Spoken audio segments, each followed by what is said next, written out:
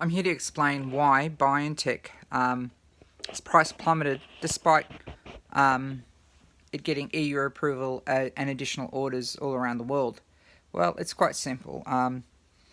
BioNTech, on its initial IPO, only had, I think, 10 million shares, which is very, very small amount of shares, which makes it quite lucrative in that respect if it did bring up a successful vaccine.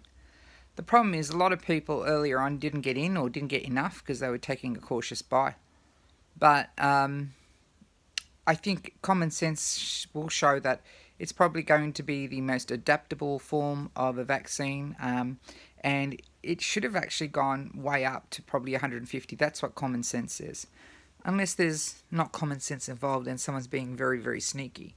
So, as you know, there's a lot of people who have shares and they have a stop loss program in their shares. So basically what a computer will do, if it gets below 10%, it would always automatically sell off their shares.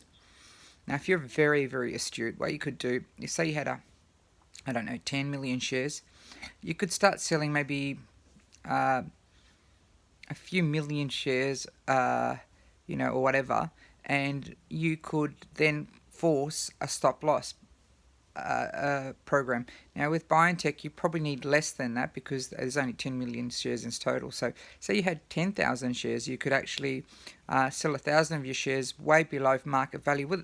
Call a very sharp drop in your in the value. Now once it hits the bottom, a lot of people stop losses will then automatically activate. So in another software that you were running, you'd put a acquisition, say at where you've just a little bit above that your current sell price. So when everybody starts to sell on stop loss, you'll be picking up all those shares on the bottom. It sounds very convoluted and very sophisticated, but we are in a time where you can set up programs to do these things. What it allows is that people who are aware of the high value of this share now have accumulated a higher position. Now, my approach is quite opposite because I don't have a lot of money. What I do is I wait for the share price to go up. When it goes way above what I think is fair value, I sell and then wait for it to return. This is an opposite approach, but it's a very, very smart approach. And that's why you get things that go against common sense. So if a company gets more sales, it gets more approvals, you would think the price going up. However, if there's someone who's smart, they force the price down and they buy more shares at the bottom. And that's exactly what's going on with BioNTech right now.